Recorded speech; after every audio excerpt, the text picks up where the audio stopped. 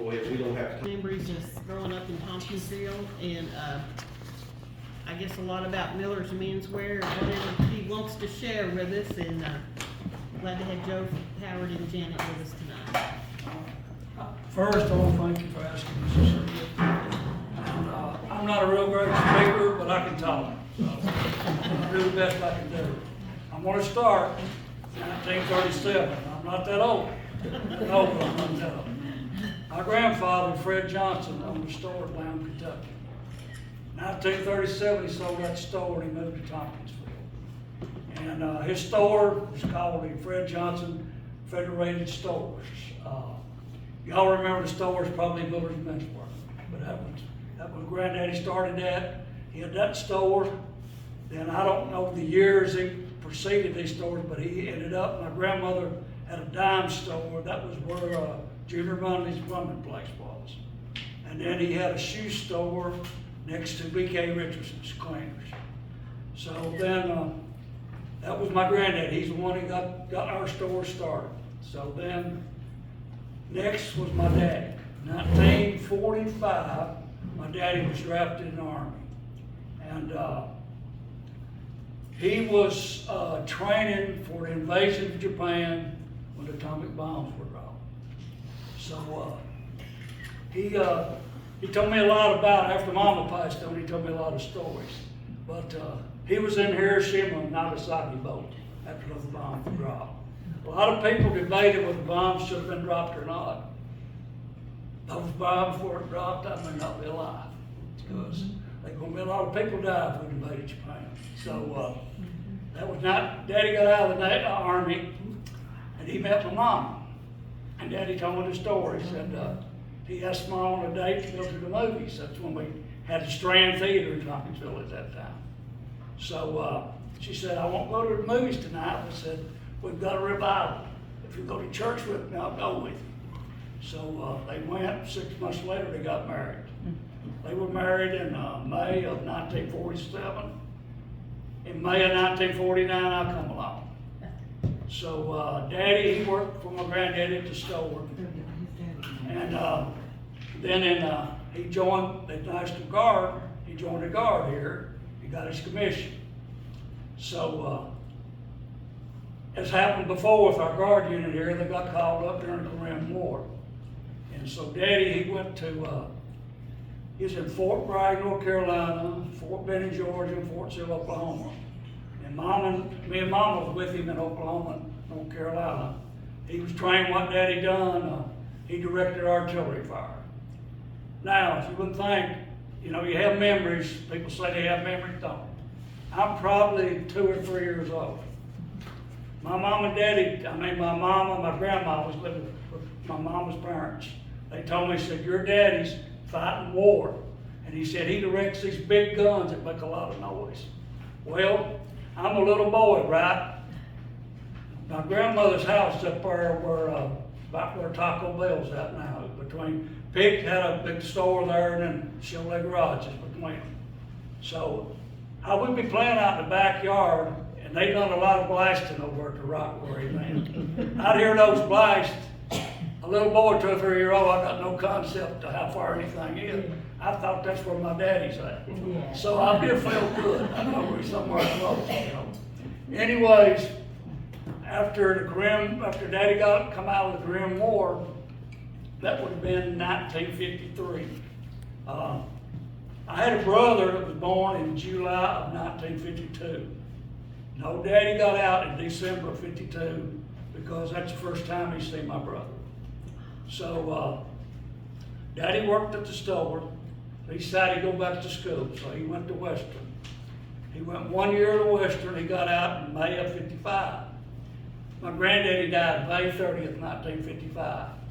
So Daddy told me this when I was older. He said, I had 2 options, go back to school or take over that store.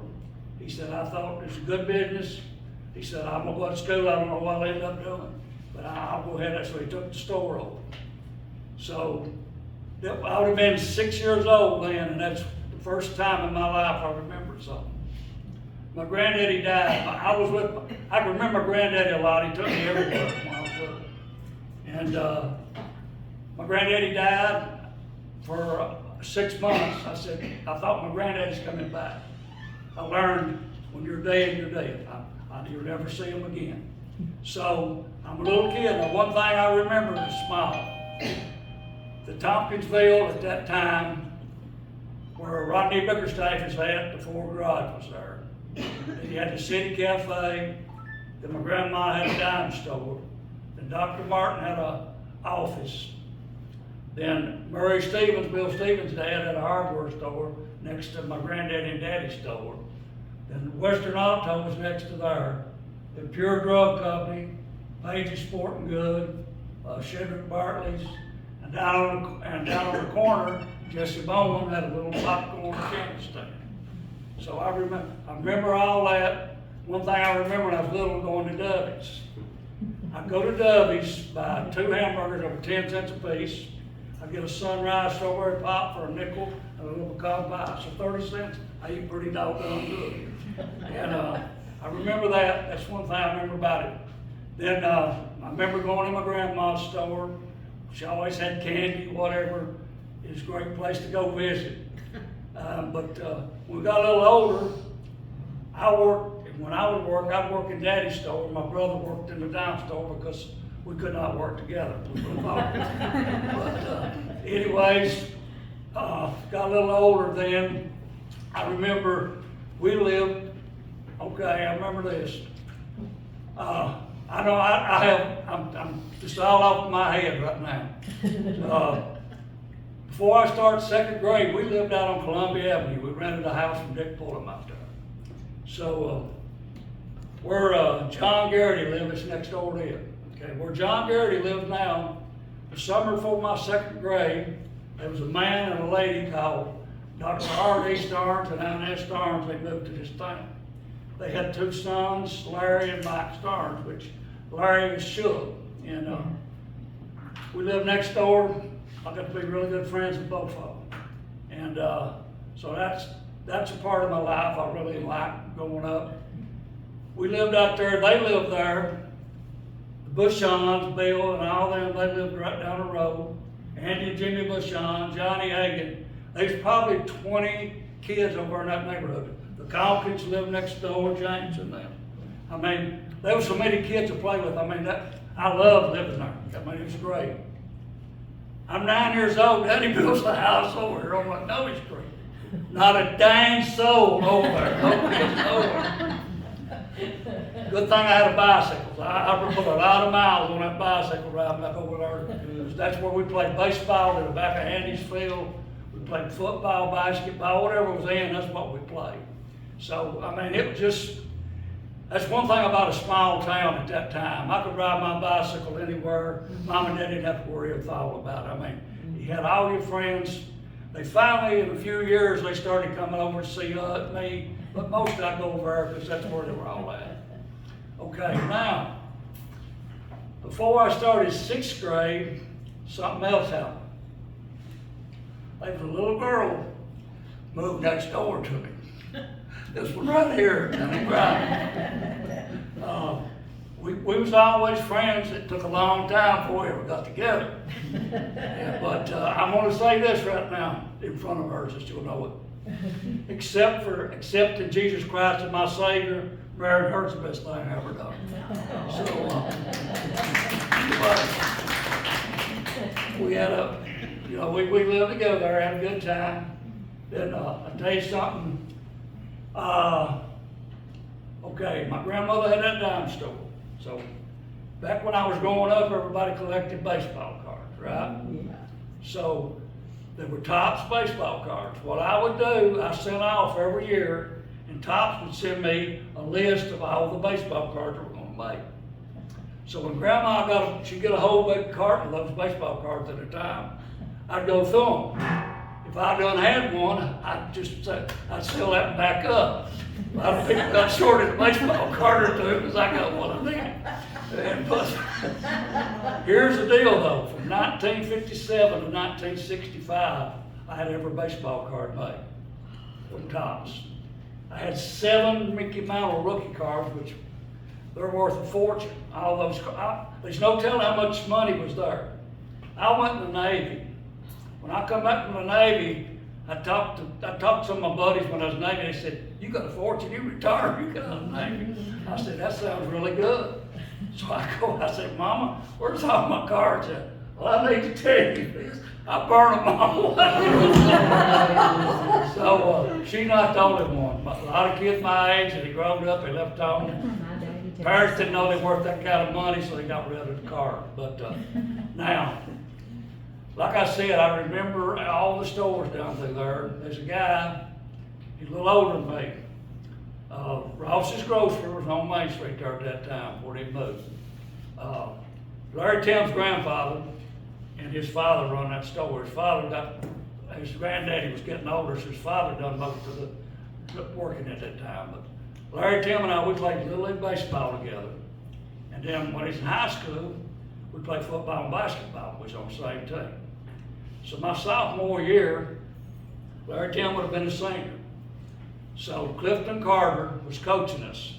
And we run, which I'm not going to get into, y'all. If you know a little football, if you don't, that's fine. We run what we call the Old Tennessee Single Wing. So I was the one that done the passing. It's kind of like they snapped the ball back to me. I done a run in passing about a football.